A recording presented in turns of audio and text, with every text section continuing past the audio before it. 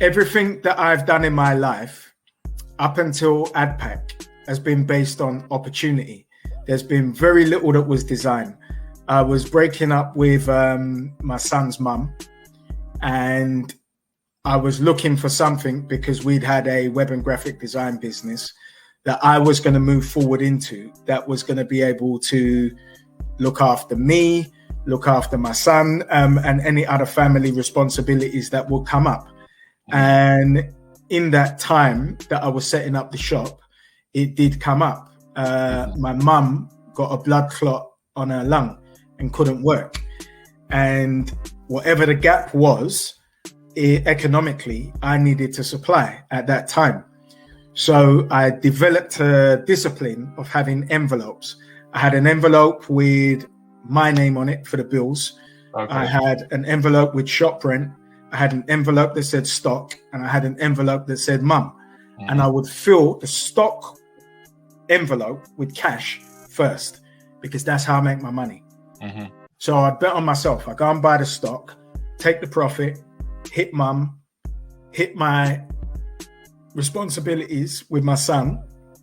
And at that time, I was very much in machine mode, because we'd broken up and I'd spent the first 3 years at home with my son. I used to wake up at 5 a.m, wash him if he was with my ex, and take him to school from there. That's when I used to see you. That's when you used to see me. Well, you would see me when I was taking him from mine off. Yeah, he used to just so it didn't make any difference. I was going to see you. Some people. This brother was like, he was suit and tie, yeah, head straight. He would walk like this, yeah, proper conservative lad. You know what I mean? He was wearing shoes, no trainers, shoes. Hello, babe. My wife just walked in, yeah. Nice. And he would drop his son off, and then he'd do an about turn, and he'd walk up towards. I can't remember exactly, but I knew you walked up past the thing there, and I had to say, "Oh, what the fuck is this, brother?" You know what I mean? Because I would. The difference was that because I had time in the morning, because I'm a comic, so that means that all my thing is happening in the evening. You get what I'm saying? Yeah. So, whereas you're rushing off, I'm chilling out. I would have a 5-minute banter with about Chelsea with Mr. Ramsey. Mr. Ramsey. And that's about it. I definitely wasn't getting in any parental politics. No, not out of him. But he was always about his football and thing. He was always about his football and thing. But the thing is that you also made the decision to actually homeschool. Yeah. So there was a period where my son was going through teacher bullying. Now, I used to pay for every after-school class that was offered. So he did wushu, martial arts, he did science club, he did maths club, and he did a drama club, but that was delivered in Kilburn. Now, in his science class after school, they had an experiment that was supposed to explode. And he said, why didn't it explode, miss? And his teacher, Miss Brown, said, because you're unpopular and nobody likes you. That's why you're sitting by yourself. Oh, so he told me. So when I went to the school, I drew her up. Now, I don't feel, when the kids were lining up, you know, when they line them up for us to collect them, I put my hands on my son's shoulder. I said, face your teacher. I said, Daddy's going to tell her now. So I said, how you spoke to my son, and I quoted him verbatim. I said, you're never going to do again. And she said, I didn't say that. I put my hand on my son's shoulders. I said, super. I want you to look your teacher in her eye while she lies about you in front of you. Now, I'm looking her in her eye. I'm empowering him to be the man he should be. And I said, I said, I know we were on borrowed time in this school. Yeah. So then what happened was a number of events. The boy was so happy-go-lucky in school. Love school. Then he's telling me he's sick, doesn't want to go to school, he's got a stomachache. I said, no. So then he told me he had a secret, and I said, what is it?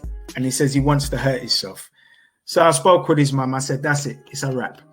They had done one particular thing with bullying where they'd sent him into the top class of the school. Now imagine, he's in the bottom class of the juniors. So he's been sent there as a punishment. When they wanted to use him as teacher assistant, they would. After that, now you must shut your mouth and be quiet. So they sent him to that class. The woman who was the teacher, her name evades me, told all the students 10 extra house points if you give that boy the evil eye. What?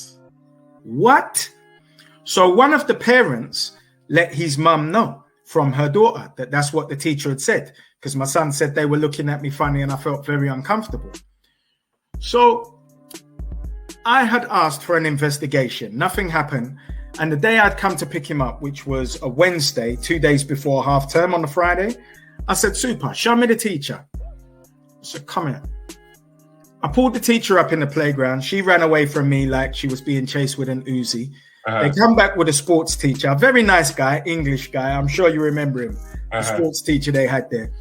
So I put my hand on his shoulder. I said, big man, you're not involved in this, so don't get involved. I watched his leg wobble. He said, thank you. So then they called the deputy head, the Australian one. Yeah, because and she says, with the drawn on eyebrows, with the crayon. So she said, you follow me. I said, come here. Adjust your attitude now. Sorry, Mr. Okai, this way. I said, that's better. And then I gave her and Mr. Roberts an education in the office, but I'd already decided to take him out.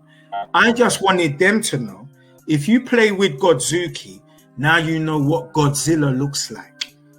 And that's the difference when a child has a father in their life. I'm the rain fire. I don't shout, but you're just concerned that it could happen any minute in your office. You play with my seed, you're playing with me. That same afternoon, we downloaded the statutory letter to remove him from school. That was it. He was never going back.